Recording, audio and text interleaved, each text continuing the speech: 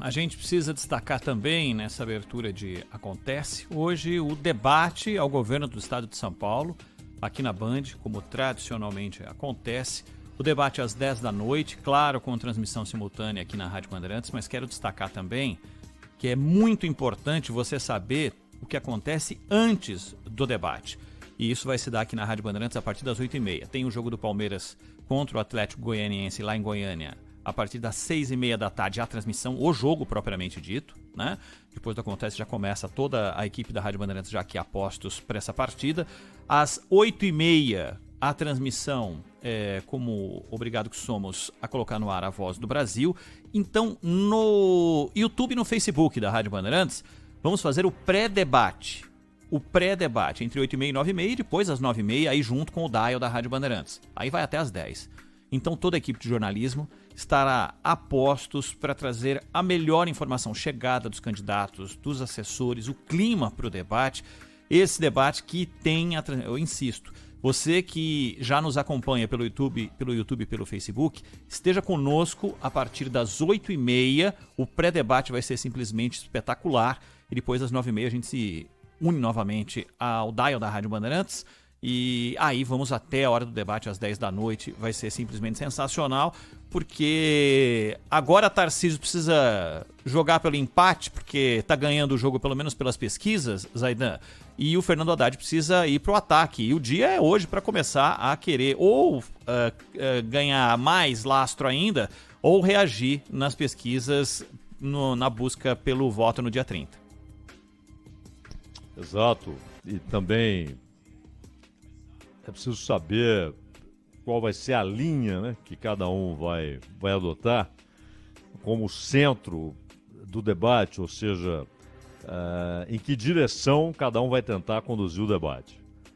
No Rio Grande do Sul, por exemplo, o Onyx Lorenzoni, ele aposta na nacionalização da discussão. Então ele quer que esse debate de hoje, em Porto Alegre, seja também um momento de declaração do que cada um pensa do embate nacional.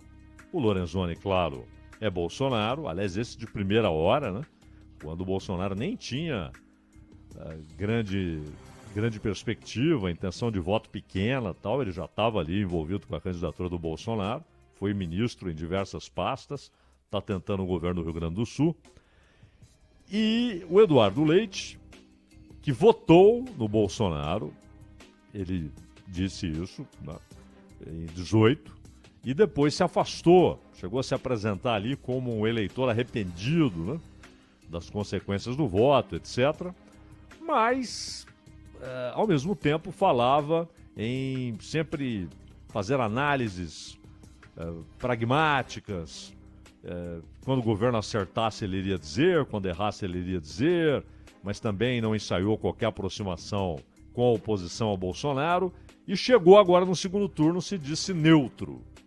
Ele vai votar em alguém, provavelmente, mas disse que não vai apoiar nem Lula nem Bolsonaro. E o Lorenzoni quer levar a discussão nessa direção, de um posicionamento de cada um dos candidatos em relação ao embate nacional. Claro, o Lorenzoni aposta nos votos que o Bolsonaro tem no Sul para tentar garantir sua vitória. E em São Paulo, a coisa é muito diferente.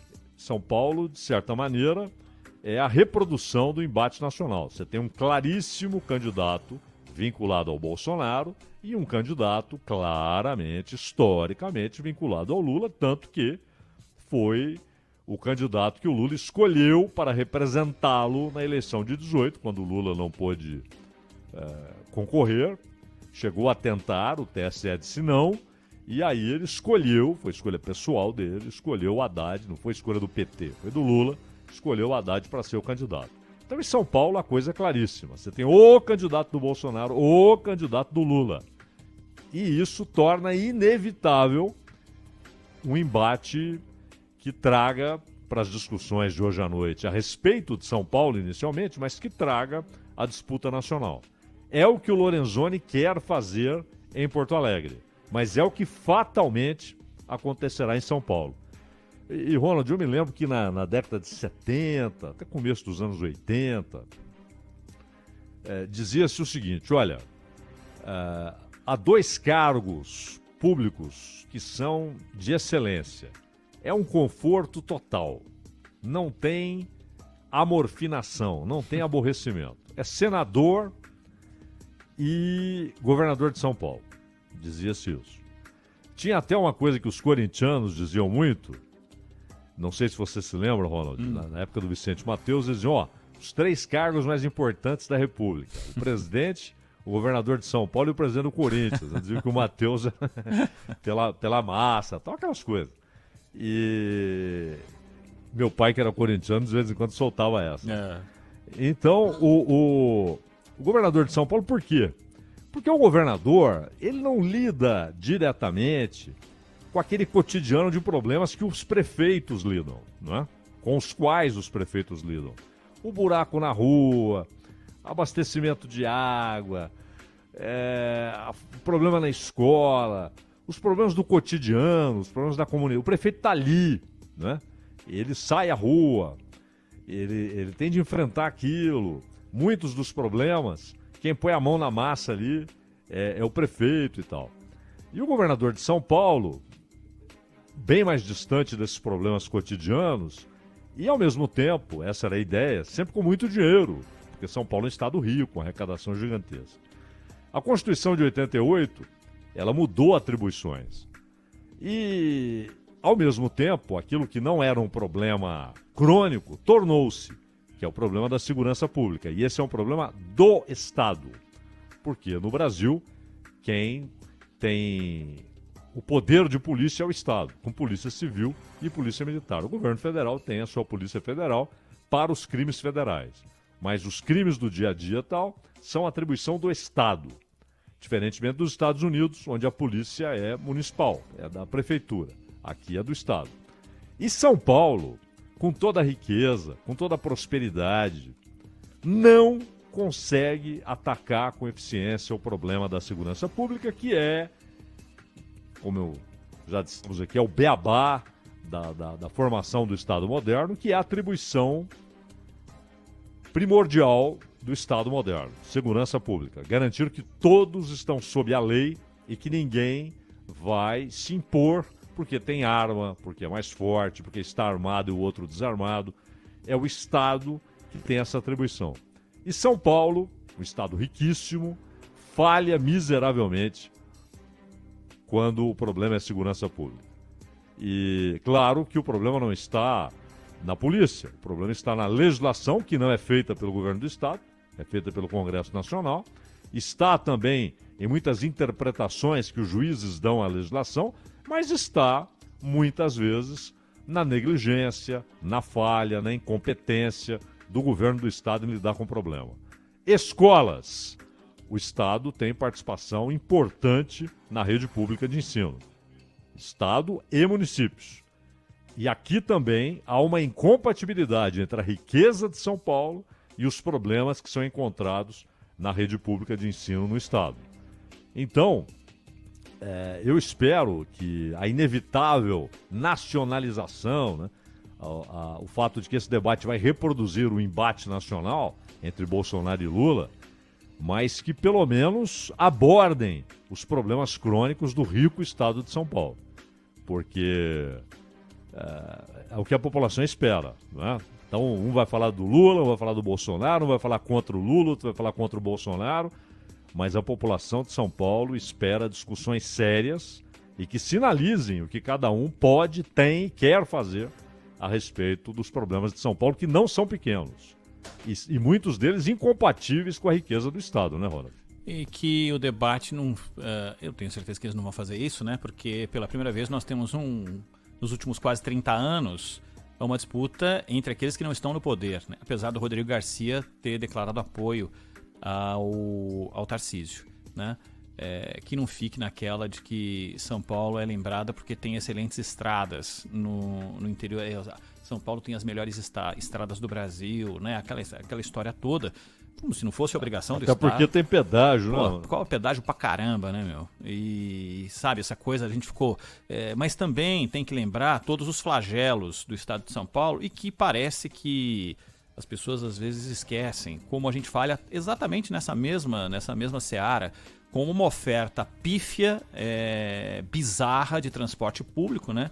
São Paulo é uma vergonha mundial no transporte público por trilhos, né? E principalmente pelo transporte de metrô. São Paulo falha miseravelmente, como você gosta de dizer, Zaidan, falha miseravelmente na oferta de transporte de qualidade.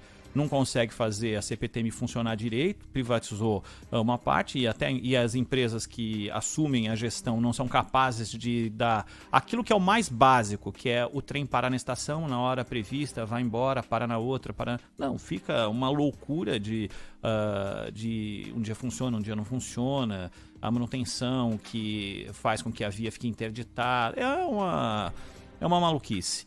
E o metrô não vou nem falar, né? Porque São Paulo, apesar de ser do tamanho que é um grão de areia no deserto do transporte mundial por trilhos embaixo da terra, né? É uma verdadeira vergonha para aquilo que São Paulo precisa e deveria oferecer da maneira metropolitana de levar as pessoas, é uma atribuição do governo do estado.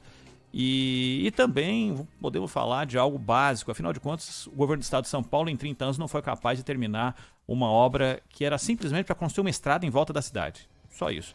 Não conseguiu até hoje concluir a tal da obra que era para estar pronta lá no ano de 2013, na última das projeções.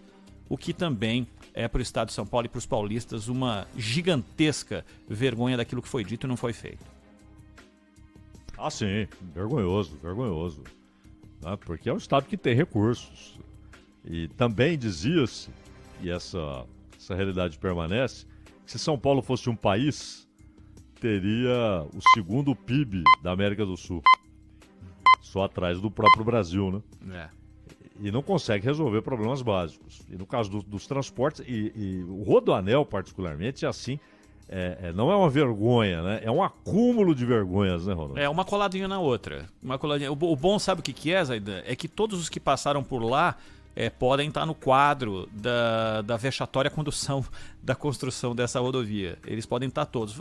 E aí envolve vários prefeitos, né? Vários governadores. Dá para entrar em todos ali no mesmo quadro para dizer quais foram aqueles que não conseguiram concluir uma obra que era para tirar o trânsito de São Paulo, melhorar a qualidade do ar, dar mais desafogo para o trânsito das marginais e melhorar o deslocamento da produção. E lembrar também que o Rodoanel, na origem, não era para ter pedágio, e tem pedágio, é claro, né? Lógico que tem pedágio, assim como as rodovias, essas ditas como as melhores do Brasil, todas elas você deixa um troco bom ali no caminho.